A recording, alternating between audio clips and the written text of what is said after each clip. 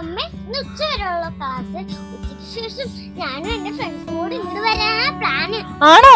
ആ ഉച്ചയ്ക്ക് എന്തെങ്കിലും കഴിക്കാൻ റെഡിയാക്കി വെക്കേ. ശരി മോളെ, അമ്മ റെഡിയാക്കി വെക്കേട്ടാ. ഓക്കേ അമ്മ, ഞാൻ പോയിട്ട് വരാട്ടോ. എന്റെ മോളുടെ ഫ്രണ്ട്സ് ആദ്യമായിട്ടാണ് വീട്ടിലേക്ക് വരുന്നത്. അവർക്ക് വേണ്ടി ഞാൻ നല്ലൊരു ബിരിയാണിനെ റെഡിയാക്കി വെക്കണം.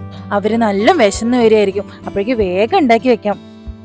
എല്ലാരും കൂടി കയറി വരുമ്പോ അവർക്ക് വേണ്ടി ബിരിയാണി ഉണ്ടാക്കി വെച്ചെന്ന് പറഞ്ഞാൽ എന്റെ മോൾക്കും ഫ്രണ്ട്സിനും ഭയങ്കര സന്തോഷായിരിക്കും. അങ്ങനെ ബിരിയാണി റെഡിയായി. ഇനി മക്കള് വരുന്നവരെ കാത്തിരിക്കാം. എന്താ മോളെ നീ ഒറ്റയ്ക്ക്? നിന്റെ ഫ്രണ്ട്സ് ഒക്കെ എവിടെ? അതൊന്നും പറയണ്ട അമ്മേ. എന്താ മോളെ അവരൊക്കെ എവിടെ? അവരൊക്കെ കഴിക്കില്ല. എനിക്ക് അങ്ങനെ വീട്ടിക്ക് പോയമ്മ ഇങ്ങോട്ട് വന്നില്ല. അതെന്താ? നീയല്ലേ പറഞ്ഞു ഉച്ചക്ക് എല്ലാരും കൂടി ഇങ്ങോട്ട് വരുന്നു കഴിക്കണ്ടാക്കണം എന്നൊക്കെ പറഞ്ഞേ? അമ്മ എല്ലാവരും കൂടി മന്തി കഴിക്കാന്ന് പ്ലാൻ ഇട്ടു. പിന്നെ അമ്മയുടെ ഫുഡ് നോക്കി ഇരിക്കും അമ്മേ. ഓ അതാണോ മോളെ? അമ്മ ബിരിയാണി ഒക്കെ ഉണ്ടാക്കി വെച്ചിട്ടേ നിങ്ങള് വരും പറഞ്ഞിട്ട് കാത്തിരിക്കായിരുന്നു. അത് സാരില്ല അമ്മ, മന്തി എന്തായാലും സൂപ്പർ ആയിരുന്നു.